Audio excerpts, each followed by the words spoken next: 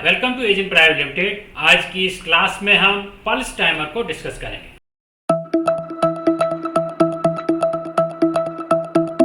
सबसे पहले हम एक कॉन्टैक्ट लेंगे, यहाँ पर कॉन्टैक्ट दे देंगे और इसके अंदर हम एक एड्रेस दे देंगे। मान लीजिए मैं अपना इनपुट नंबर 8 जिस पर हमारा टॉगल स्विच लगा हुआ है I0.8 एड्रेस दे देंगे इसको। उसके बाद हम यहाँ पर फंक्शन ब्लॉक के अंदर जाएंगे और यहाँ से टाइमर को सेलेक्ट करके यहाँ पर एक फंक्शन ब्लॉक ले लेंगे। उसके बाद इसके अंदर टाइमर का जो टाइप है उसको हम TP सेलेक्ट कर लेंगे, यानी कि पल्स टाइम, और इसके अंदर 5 सेकंड डाल देंगे और ये इसका टाइम भी सेकंड में डाल देंगे, तो ये 5 सेकंड की पल्स बन जाएगी। पल्स टाइमर कैसे काम करता है इसकी थोड़ी सी थ्योरी डिस्कस कर देते हैं। ये टाइमर जैसे ही हम यहाँ पर एक बार पल्स देंगे, एक बार हम इसकी कंडीशन को ट्रू करेंगे, तो ट्रू होते ही इसकी जो आउटपुट है क्यू वो जनरेट हो जाएगी और जितनी प्रीसेट इसके अंदर हमने सेट की है उतने टाइम के बाद इसकी क्यू आउटपुट डी-एनर्जाइज होगा। तो इसको देख लेते हैं। इसको समझने के लिए हम यहाँ पर एक लैंप भी कनेक्ट करेंगे। तो यहाँ पर हम एक लैंप कनेक्ट कर देते हैं। पहला ही लैंप ले लेते हैं, Q0.0 ये हमने ले लिया। ये कैसे काम करेगा, जैसे ही हम इनपुट की कंडीशन एक बार ट्रू कर देंगे तो ये 5 सेकंड की पल्स दे, यानी कि 5 सेकंड तक ये लैंप ऑन होगा और अपने आप बंद हो जाएगा।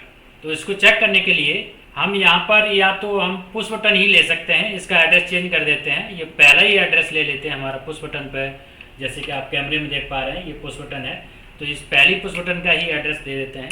यहाँ पर हम 0 ले लेंगे। यहाँ पर हमें कोई इनपुट को मेंटेन करना नहीं है, हमको केवल पल्स देनी है, एक बार ट्रू करना है और उसके बाद छोड़ देना है, तो हमारे ये पल्स टाइमर काम करने लगेगा। तो एक बार ये हम इसको चेक करने के लिए एक बार लॉगिन करेंगे और प्रोग्राम को कंट्रोलर के अंदर डाउनलोड करेंगे।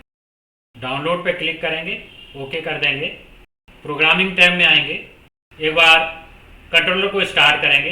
कंट्रोलर को स्टार्ट करने के बाद एक बार इस कंडीशन को हम ट्रू करेंगे।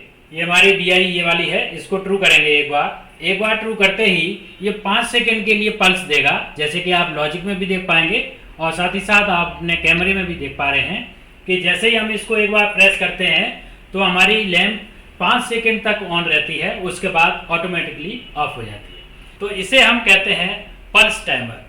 तो ये काम कैसे करता है, जैसे ही इनपुट की कंडीशन ट्रू होगी तो ये इसका आउटपुट क्यू जनरेट हो जाएगा।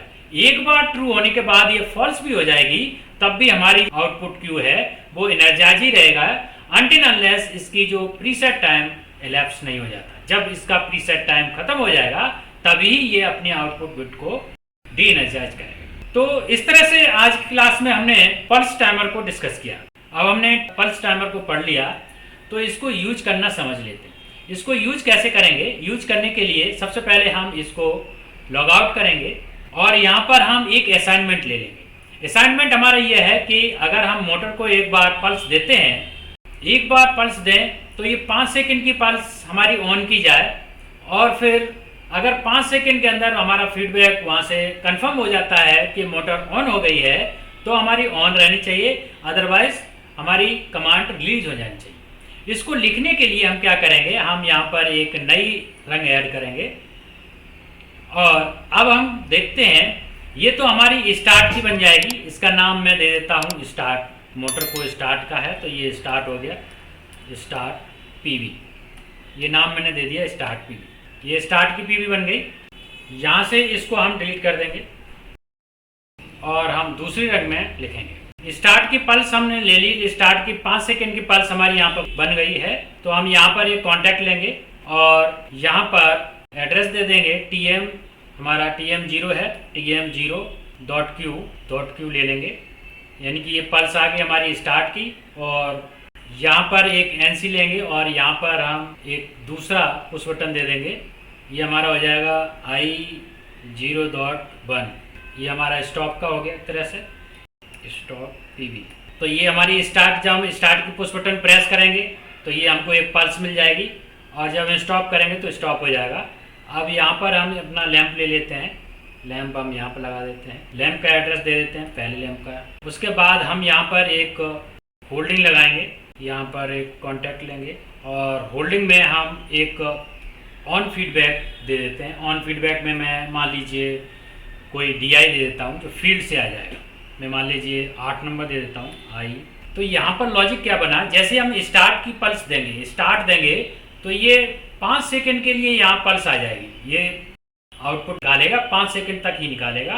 तो यहाँ पर स्टार्ट की 5 सेकंड की पल्स आ जाएगी। और अगर उस दौरान हमारी फीडबैक आ गई तो ये मोटर ऑन रहेगा, अदरवाइज ये पल्स रिलीज हो जाएगी और ये फिर मोटर की कमांड को रिलीज कर लेगा। इसको टेस्ट कर लेते हैं।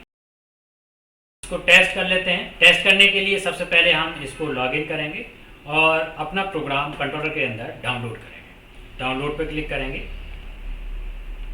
ओके करेंगे, प्रोग्रामिंग टैब में आएंगे और सबसे पहले कंट्रोलर को स्टार्ट करेंगे, ओके करेंगे।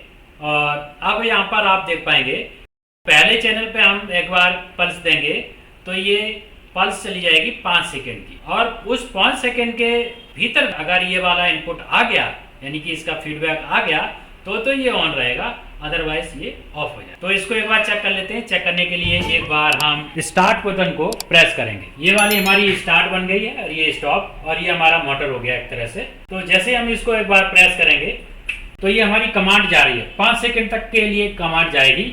उस दौरान हमारे अगर फीडबैक नहीं आया तो ये वापस अपनी कमांड को रिलीज कर लेगा। यानी कि जैसे हम इसको प्रेस करेंगे तो ये 5 सेकंड की पल्स चली जाएगी, और 5 सेकंड के अंदर अगर इसकी मोटर ऑन हो गई, यानी कि फीडबैक कंफर्म हो गया, तो ये कंटिन्यूस ऑन होगा। कैसे, जैसे एक बार प्रेस किया और हमने इसके फीडबैक को मंगा लिया, मान लीजिए हमने फील्ड से इसकी फीडबैक आ गई। अगर फील्ड से इसकी फीडबैक आ गई तो हमारा ये लैंप ऑन रहेगा। जैसे कि आप लॉजिक में भी देख पाएंगे कि ये यहाँ से स्टार्ट की पल्स तो यहाँ से रिलीज हो गई, लेकिन ये यहाँ से इसने पाथ होल्ड कर लिया है, यानी कि फीडबैक आ गई है, तो ये ऑन है। अगर ये रनिंग कंडीशन में अगर इसका फीडबैक चला जाता है तो मोटर बंद होनी चाहिए, ऐसा रिक्वायरमेंट रहती है।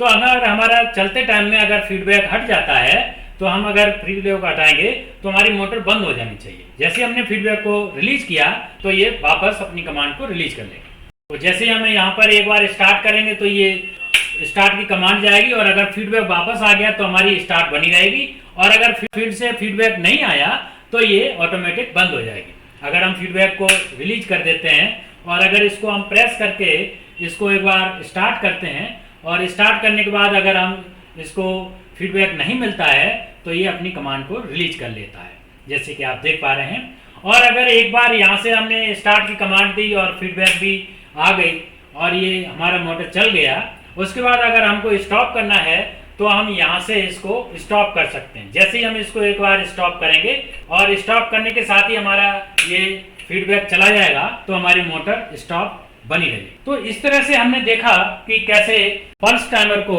यूज कर सकते हैं। तो आज की क्लास में बस इतना ही।